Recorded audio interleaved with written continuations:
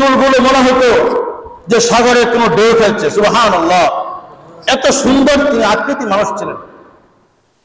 অনেক কাফেররা তো যখন মক্কার কুরাইশরা যখন মানুষের কাছে অপপ্রচার করতো, বিশেষ করে হজের মৌসুমে বিদেশি মেহমানরা যখন আসতো হজের সময়, তখন কুরাইশ বংশে কাফেরেরা ওই কাবা ঘরের চত্বরে গিয়ে বলতো, মুহাম্মদ নামে এক পাগল আছে, তার কাছে যাইও না, তিনি পাগল, তিনি শিক্ষিত পাগল। তারপরে ওইভাবে যখন অপপ্রচার করত, তখন বিদেশি মুসাফিররা তারা বলতো যে শিক্ষিত পাগল মুহাম্মদ, একটু দেখে যাই। মক্কার লিডাররা তার ব্যাপারে অপপ্রচার চালাচ্ছে, তাকে একটু দেখে যাই, এটা কেমন পাগল। কাফেররাও তাকে চিনে, মক্কার লিডার যেগুলো যারা সর্দার, তারাও তাদের মুখে নাম নেয়, এটা কেমন পাগল। যায়, দেখতে যায়, পাগল দেখতে যায়, গিয়া ইমান নিয়ে চলে আসে। সুবহানাল্লাহ, দাওয়াত দিতে হয় না, চেহারা দেখে মুসলমান হয়ে যায়। সুবহানাল্লাহ, এমন ছিলেন মুহাম্মদ রাসূলুল্লাহ সাল্লাল্লাহু আলাইহি ওয়াসাল্লাম। কিন্তু সেই মুহাম্মদ রাসূলুল্লাহ সাল্লাল্লাহু আলাইহি ওয়াসাল্লামের আদর্শ, জীবন আদর্শ এখনো আমাদের মধ্যে আছে, সিরাত আছে। আমরা সিরাতকে অনুসরণ করি না, আমরা মিলাদকে অনুসরণ করতে যাই। মিলাদুন নবী, মিলাদ শব্দের অর্থ হচ্ছে জন্মগ্রহণ করা, জন্ম। মিলাদ শব্দের অর্থ কি? জন্ম। সকলে একটু বলি তো, মিলাদ শব্দের অর্থ কি? জন্ম। মিলাদুন নবী, নবীর জন্ম। মিলাদুন নবী, নবীর জন্ম। আমরা মিলাদকে অনুসরণ করি, মিলাদে অনুসরণ করার কিছু নেই। আমরা যে মিলাদকে অনুসরণ করি ওইটা পালনীয় নয়, এটা অনুসরণীয় নয়। কারণ রাসূলুল্লাহ সাল্লাল্লাহু আলাইহি ওয়াসাল্লামকে নবুয়ত আসার আগে তিনাকে নবুয়ত দেওয়া হয় নাই। তিনি পূর্বের হযরত ঈসা আলাইহিস সালামের এবং হযরত ইব্রাহিম আলাইহিস সালামের যে ধর্ম প্রচলন ছিলেন, সেইটার উপর তিনি কি করতেন? আমল করতেন। অর্থাৎ রাসূলুল্লাহ সাল্লাল্লাহু আলাইহি ওয়াসাল্লামের কুরআন নাযিল হওয়ার আগে তিনার উপর কোন শরীয়তের বিধিবিধান স্পষ্ট ছিল না যে এই বিধানের উপরে আপনি কি করতে হবে? আমল করতে হবে। তিনি যাইতেন, ধ্যান করতেন। জিবরাইল এসে যখন 38 বছর বয়স রাসূলের, জিবরাইল এসে মাঝে মাঝে আকাশ থেকে একটা ডাক দিত, ইয়া মুহাম্মদ বলে। রাসূলুল্লাহ সাল্লাল্লাহু আলাইহি ওয়াসাল্লাম দৌড়াইয়া খাদিজাতুল কুবরা রাদিয়াল্লাহু তাআলা আনহা ঘরে চলে যেতেন, ভয় পাইতেন। তাহলে ওইটা অনুসরণীয় না। আমাদের অনুসরণ হচ্ছে, অনুকরণ হচ্ছে সিরাত। আমরা সিরাতকে অনুসরণ করি না। কারণ সিরাতকে যদি আমরা অনুসরণ করতে যাই, আমাদের মুখে দাঁড়িয়ে রাখতে হবে। সিরাতকে যদি অনুসরণ করতে যাই, আমাদের 5 ওয়াক্ত নামাজ পড়তে হবে। সিরাতকে যদি অনুসরণ করতে যাই, আমাদের রাসূলের আদর্শ মানতে হবে। সিরাতকে যদি অনুসরণ করতে যাই, টয়লেটে গেলে আমার দোয়া পড়তে হবে। সিরাতকে যদি অনুসরণ করতে যাই, আমি বিড়ি সিগারেট ধূমপান করতে পারবো না। সিরাতকে যদি আমি অনুসরণ করতে যাই, পিতামাতা খেদমত করতে হবে। সিরাতকে যদি আমি অনুসরণ করতে যাই, মসজিদে আসতে হবে। সিরাতকে যদি অনুসরণ করতে যাই, আমার সুদ খাওয়া যাবে না। সিরাতকে যদি অনুসরণ করতে যাই, আমার কি করে ঘুষ খাওয়া যাবে না। সিরাতকে যদি অনুসরণ করতে যাই, বড়কে সম্মান করতে হবে। সিরাতকে যদি অনুসরণ করতে যাই, আমার ছোটকে স্নেহ করতে হবে। এই জন্য আমরা সিরাতকে অনুসরণ করতে যাই না, আমরা মিলাদকে, শুধু মিলাদ টুকাই। আমরা সিরাতকে অনুসরণ করতে যাই না।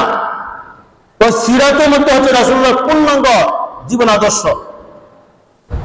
আম্মা জান আয়েশা রাদিয়াল্লাহু তাআলা আনহাকে জিজ্ঞাসা করা হয়েছে যে রাসূলুল্লাহ সাল্লাল্লাহু আলাইহি ওয়াসাল্লামের চরিত্র সম্পর্কে আমাদেরকে কিছু বলুন। রাসূলুল্লাহ সাল্লাল্লাহু আলাইহি ওয়াসাল্লামকে চরিত্র সম্পর্কে আম্মা জান আয়েশা রাদিয়াল্লাহু তাআলা বলেন, রাসূলের চরিত্র তুমি তালাশ করতে যাও, পুরো 30 পারা কোরআন হচ্ছে মুহাম্মদ রাসূলুল্লাহ সাল্লাল্লাহু আলাইহি ওয়াসাল্লামের চরিত্র। সুবহানাল্লাহ। আল্লাহ পাক রব্বুল আলামিন বলেন, ওয়া ইন্নাকা লা আলা খুলুকিন আযীম, তিনি তোমাদের মধ্যে উত্তম চরিত্রের অধিকারী। আমাদের মধ্যে উত্তম চরিত্রের অধিকারী হচ্ছে মুহাম্মদ রাসূলুল্লাহ সাল্লাল্লাহু আলাইহি ওয়াসাল্লাম। এই উত্তম চরিত্রের অধিকারী মানুষটাকে আমরা অনুসরণ করতে যাই না। আমরা চুল কাটতে অনুসরণ করি মেসির, রাসূল অনুসরণ করতে যাই না। আমরা চুল কাটতে অনুসরণ করতে যাই নেতা নেত্রী, বাসনের সময় অনুসরণ করি আমরা নেতা নেত্রী, রাসূল অনুসরণ করি না। এগুলো হচ্ছে আমাদের মুসলমানদের অবস্থা বর্তমান। এই রবিউল আউয়াল মাসে মুহাম্মদ রাসূলুল্লাহ সাল্লাল্লাহু আলাইহি ওয়াসাল্লাম এসেছেন। তারিখটা নিয়ে একটু মতামত আছে। কেউ বলছে 8 তারিখ, কেউ বলছে 9 তারিখ, কেউ বলছে 12 তারিখ। তবে 12 তারিখের যে রেওয়ায়াতটা, এটাই সহিহ, এটাই বেশি গুরুত্বপূর্ণ উলামায়ে কেরাম মনে করেন। রাসূলুল্লাহ সাল্লাল্লাহু আলাইহি ওয়াসাল্লামের মৃত্যু ইন্তেকাল একই মাসে, রবিউল আউয়াল মাসে। ওইখানে 12 তারিখ যে রাসূলের ইন্তেকাল হয়েছে এটা নিয়ে কোনো সন্দেহ নেই। রাসূলুল্লাহ সাল্লাল্লাহু আলাইহি ওয়াসাল্লামের যে 12 তারিখ ইন্তেকাল হয়েছেন রবিউল আউয়াল মাসে, ওইটা নিয়ে কোনো মতানক্য নেই। কারণ রাসূলুল্লাহ সাল্লাল্লাহু আলাইহি ওয়াসাল্লাম যখন জন্মগ্রহণ করেছেন, কে জানতো এই মানুষটা হচ্ছে বিশ্ব নবী, আখির নবী, জামানার শেষ নবী মুহাম্মদুর রাসূলুল্লাহ সাল্লাল্লাহু আলাইহি ওয়াসাল্লাম? কে জানতো?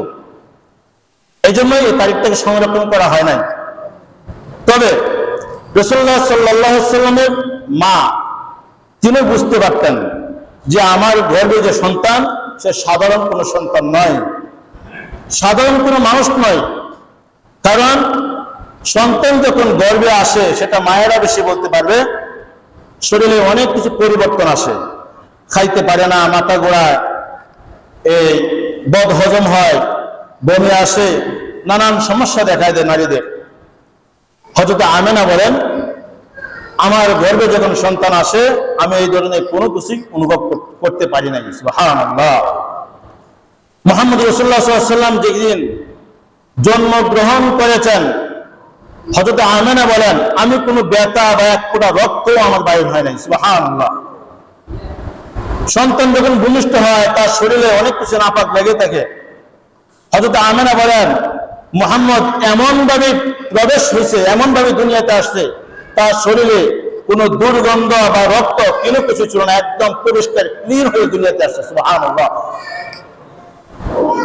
মুহাম্মদ রাসূলুল্লাহ সাল্লাল্লাহু আলাইহি ওয়াসাল্লামের আরেকটি বৈশিষ্ট্য, এটা তিনি গর্ভে থাকা অবস্থায় হযরত আমেনা রাদিয়াল্লাহু তাআলা আনহা বলেন, যখন মুহাম্মদ রাসূলুল্লাহ সাল্লাল্লাহু আলাইহি ওয়াসাল্লাম গর্ভে ছিল, মুহাম্মদ যখন আমার গর্ভে ছিল, আমি যখন কুয়াতে পানি উঠাইতে যাইতাম, কুয়াতে পানি উঠাইতে যাইতাম, দেখতাম কুয়ার পানি উপরে আসা, কুয়ার পানি উপরে চলে আসছে। সুবহানাল্লাহ।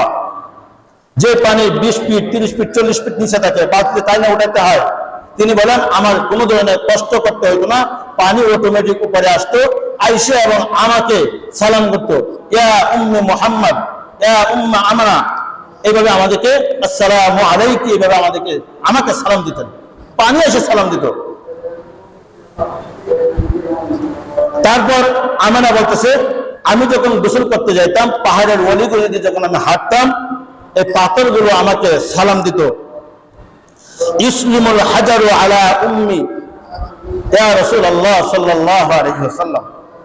পাথরগুলো আমেনাকে সালাম দিত, হে মুহাম্মদ রাসূলুল্লাহ সাল্লাল্লাহু আলাইহি ওয়াসাল্লামের মা, আপনাকে সালাম, আপনাকে স্বাগতম। তিনি এখনো দুনিয়াতে আসেন নাই, মুহাম্মদ রাসূলুল্লাহ সাল্লাল্লাহু আলাইহি ওয়াসাল্লাম দুনিয়াতে এখনো আসেন নাই, তিনাকে সালাম দিত। যখন তিনি আমেনা রাস্তা দিয়ে হাঁটতেন তখন রাস্তার গাছগুলো তিনাকে সালাম দিতেন। তো আমেনা বলতেছে যে আমার গর্ভে যে সন্তান সেটা সাধারণ কোনো সন্তান নয়, এটা অসাধারণ সন্তান। আব্দুল্লাহ রাদিয়াল্লাহু তাআলা তিনি তো তিনার আব্বা যখন তিনাকে বিবাহ করাতে নিয়ে যান, এগুলো এই যে আলোচনা করতেছি এটা হচ্ছে মিলাদ, এটা হচ্ছে মিলাদ, এটা হচ্ছে মিলাদুন নবী, এটা হচ্ছে মিলাদ। মিলাদের বিষয় হচ্ছে আলোচনা, মিলাদ পালনীয় কোনো বিষয় নয়। মিলাদ হচ্ছে আলোচনা বিষয়, আলোচনা করা যায়। মিলাদ পালনীয় কোনো বিষয় নয়, পালনীয় বিষয় হচ্ছে সিরাত। সিরাত রাসূলুল্লাহ সাল্লাল্লাহু আলাইহি ওয়াসাল্লামের এই যে 23 বছরের নবুয়তের জিন্দেগি পুরাটাই সিরাত। এই 23 বছরের জিন্দেগি যদি কেউ অনুসরণ করে, অনুকরণ করে, তার 63 বছরের পূর্ণাঙ্গ জীবন ব্যবস্থা একদম সুন্দর, হাসানা, সুন্দর একটা জীবন হবে, যারা রাসূলের জীবন ছিল। রাসূলুল্লাহ সাল্লাল্লাহু আলাইহি ওয়াসাল্লাম বলেন সে ব্যক্তি উত্তম যে তার পরিবার পরিজনের মধ্যে উত্তম। قال رسول الله صلى الله